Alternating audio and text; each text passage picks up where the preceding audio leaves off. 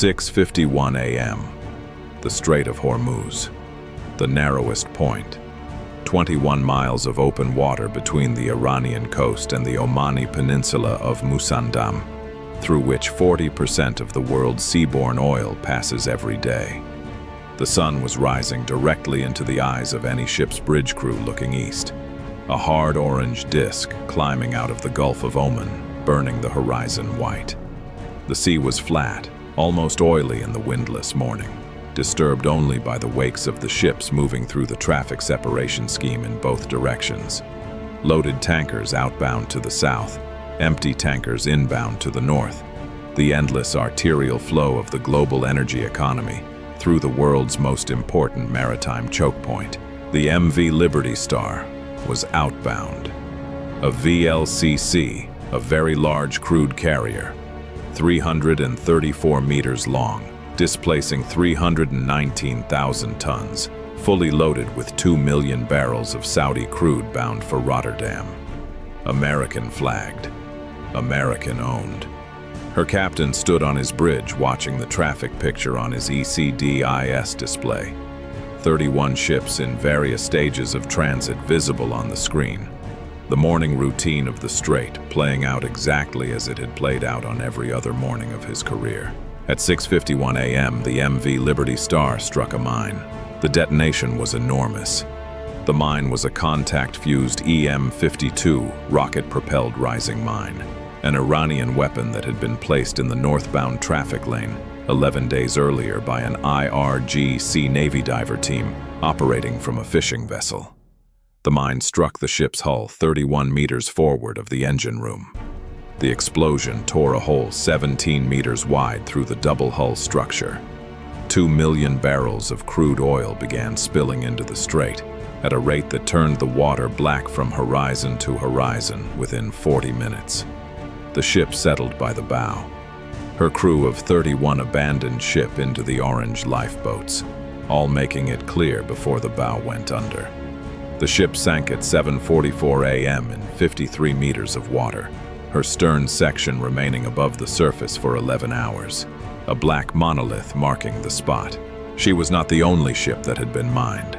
Over the previous 11 days, working only at night in small teams, using civilian fishing vessels as platforms, the IRGC Navy's Mine Warfare Unit had placed 47 EM-52 mines and 61 moored contact mines across both traffic lanes of the Strait of Hormuz and the main anchorage approaches to the Omani port of Sohar. The mining operation was the most extensive Iran had executed since 1987, when IRGC Navy divers had mined the Gulf during the tanker war and nearly provoked direct war with the United States before Ronald Reagan authorized Operation Nimble Archer. This time, the IRGC had gone further. More mines, wider coverage, and unlike 1987, they had chosen to announce it. At 7 a.m., 9 minutes after the Liberty Star struck her mine, the Iranian Foreign Ministry issued a statement through official state media. The Strait of Hormuz, the statement declared, was henceforth closed to all shipping not specifically authorized by the Islamic Republic of Iran. Any vessel transiting without authorization would do so at its own risk. The Islamic Republic had exercised its sovereign right to control passage through its territorial waters. All nations were invited to apply for transit authorization through the proper diplomatic channels.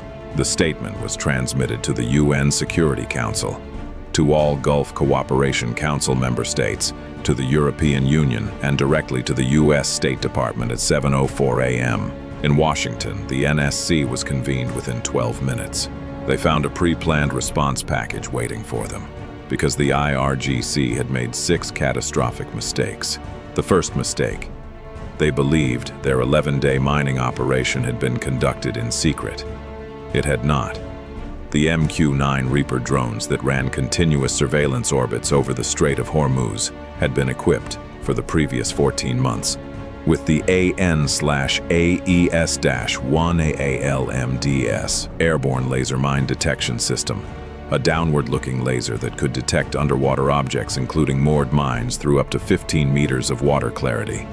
Over the previous 11 days, the ALMDS had detected, classified, and geo-referenced 41 of the 108 mines the IRGC had placed. The remaining 67 had been placed in areas where water turbidity or traffic density had degraded sensor performance. But 41 confirmed positions, plus the pattern analysis of where the undetected mines were most likely to be, had given Fifth Fleet a mine threat picture of sufficient accuracy to route shipping around the highest density areas, which was why only one ship had been struck, rather than many. The second mistake: they had announced the closure. The announcement was intended as a demonstration of Iranian sovereign power and a propaganda tool for domestic consumption. What it actually did was provide the legal and political predicate for everything that followed. The United States had not struck first. Iran had mined international waters, sunk an American-flagged vessel, and announced the closure of a global maritime commons. Every action the United States took from that moment forward was a response to an act of war against international shipping and an American vessel. The third mistake: they assessed the American mine countermeasures capability there as insufficient to rapidly clear the strait. That assessment was based on the public record of U.S. Navy mine countermeasures assets, a force that had been publicly criticized for decades as underfunded and limited.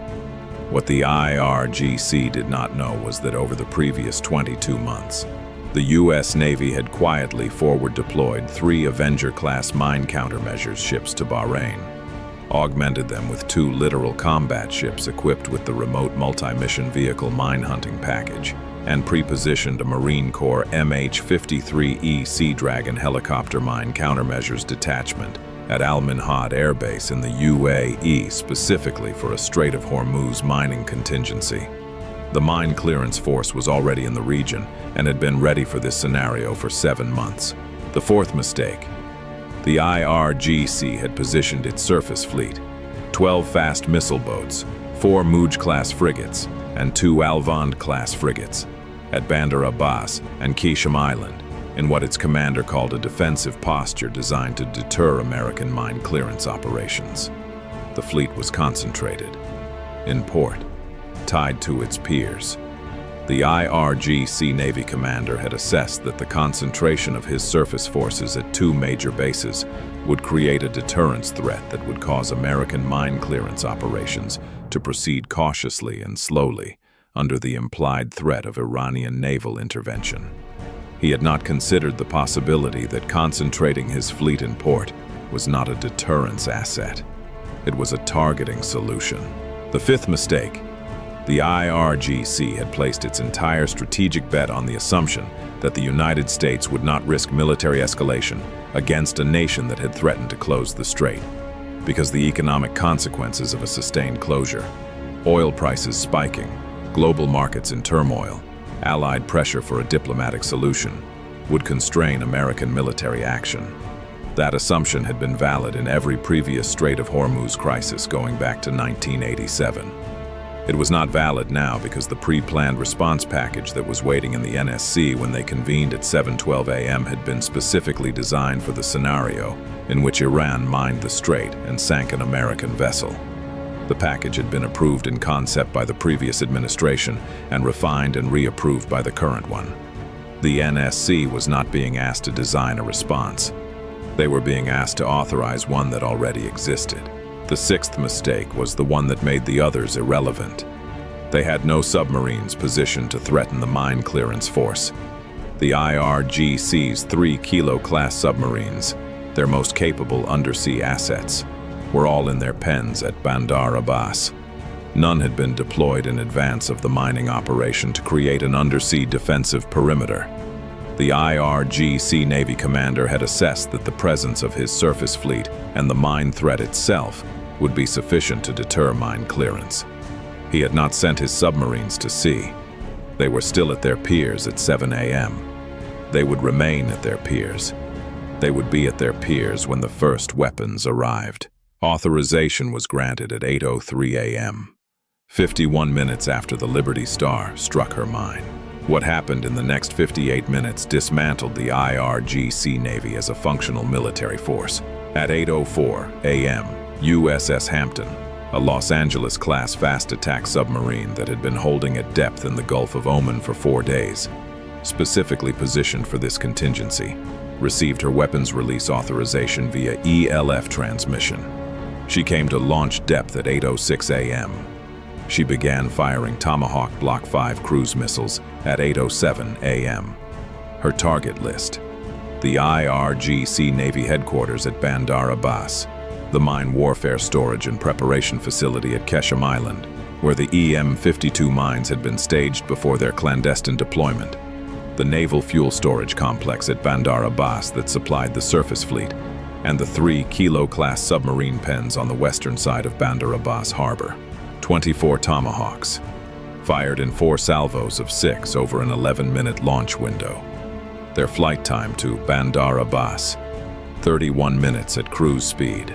Simultaneously, from USS Carl Vinson operating in the northern Arabian Sea, 220 miles south of the strait, the first strike package launched at 8:09 a.m.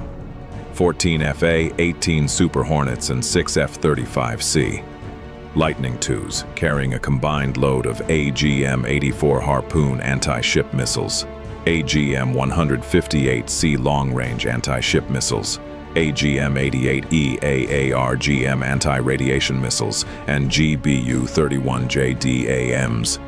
Their targets were divided into 2 packages. The first package, the 6 F-35Cs and 4 F/A-18S, were assigned to the IRGC Navy surface fleet at Bandar Abbas and Qeshm Island. The second package, 10 FA-18S, were assigned to the 3 Iranian coastal radar installations that provided maritime surveillance of the Strait of Hormuz approaches, and to the 2 Noor missile battery sites on the Iranian coast that commanded the strait's northern approach lane. The F-35Cs penetrated Iranian airspace first. Their stealth profiles kept them invisible to the Iranian integrated air defense network as they descended to low altitude over the Persian Gulf and approached Bandar Abbas from the west, the same direction from which commercial air traffic normally approached Bandar Abbas International Airport, a deconfliction corridor that Iranian radar operators were accustomed to seeing on their screens. By the time the Iranian Air Defense Command had processed the anomaly and understood what was approaching, the F-35Cs were inside their minimum engagement range. The LRASM missiles, each one a 500-pound class weapon with autonomous target recognition capability, were released from 20 miles. They flew their final approach profiles autonomously, threading between the piers to find their assigned vessel targets. The IRGC fast missile boats at their Qeshm Island pier complex were the first to be struck at 8:41 a.m. The LRASMs identified each vessel's hull geometry against their preloaded target profiles and selected their impact points. 12 fast missile boats at pier, 9 LRASM impacts in a 44-second window, 9 fast missile boats destroyed or sinking. The 3 that survived the first wave, positioned behind others on the inner piers, were struck by follow-on Harpoon missiles from the trailing FA-18S. At Bandar Abbas, the 4 Mouj-class frigates and 2 Alvand-class frigates were at their piers in a configuration that had been observed and photographed by NRO satellites for 7 consecutive days. Their positions had been preloaded into the LRASM targeting systems. The 6 frigates, the most capable surface combatants in the IRGC Navy's order of battle, were struck between 8:43 a.m. and 8:51 a.m. by a combination of LRASMs, Harpoons, and GBU-31JDAMs.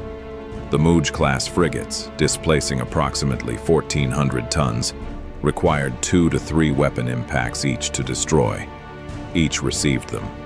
All 6 frigates were destroyed at their piers. None fired a weapon. None got underway. None had time to do either. The Tomahawks from USS Hampton arrived at 8:38 a.m. The IRGC Navy headquarters building at Bandar Abbas, a large above-ground command complex adjacent to the naval base, was struck by 6 Tomahawks in a pattern that collapsed the main building and destroyed the adjacent communications infrastructure.